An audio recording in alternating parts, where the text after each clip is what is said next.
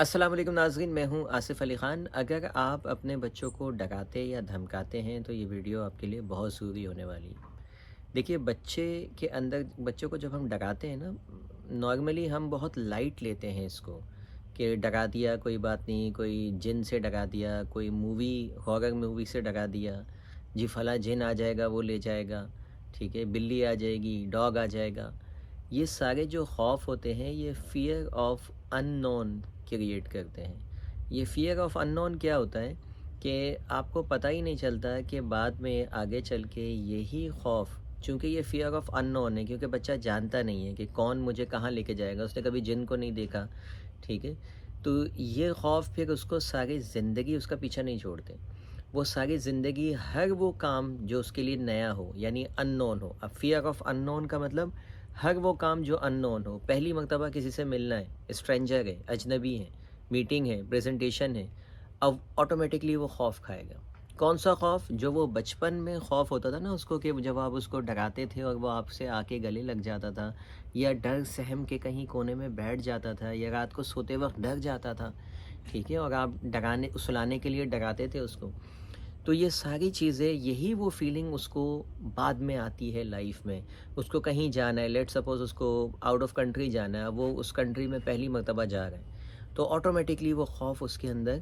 رہے گا، وہی ڈر، وہی خوف۔ اس کو کسی سے ملنا ہے، وہ اسی خوف کے ساتھ ملے گا۔ کچھ نیا ٹرائی کرنا ہے، اب زندگی میں کتنے ہی لمحات ایسے آئیں گے جب وہ کچھ نیا ٹرائی کر رہا ہوگا،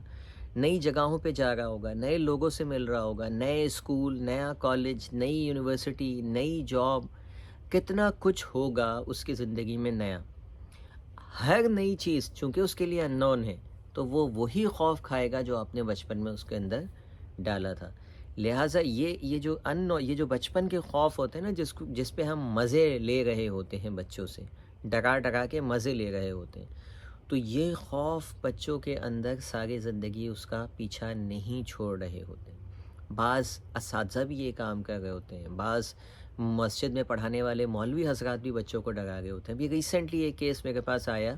کہ ایک مولوی صاحب نے بچے کو مسجد کے باتھ روم میں بند کر دیا 1 سے 1.5 گھنٹے کے لیے، مسجد میں کوئی نہیں تھا، مولوی صاحب بھی باہر چلے گئے، بچے کو بند کر کے پوری مسجد کے اندر وہ بچہ اکیلے بند ہے اندھیرے میں۔ آپ سوچیں، میرا بس چلے تو میں الٹا ٹنگا کے ماروں ایسے آدمیوں کو، ٹھیک ہے، تو لیکن انفارچونیٹلی ہمارا دین محبت اور پیار کا پیغام دینے والا ہے، جو ہم امن کا پیغام لے کے آتا ہے، اس میں بھی ایسے لوگ آ جاتے ہیں جو تشدد کو جو ہے وہ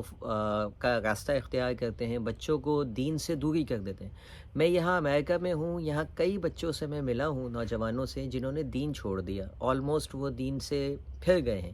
اور اس کی وجہ پتہ ہے کیا بنتی ہے؟ وہ وجہ بنتی ہے کہ ان کو پڑھائی کے وقت جو سختی، اب یہاں تو مسئلہ یہ ہے کہ اسکول میں تو سختی ہے ہی نہیں،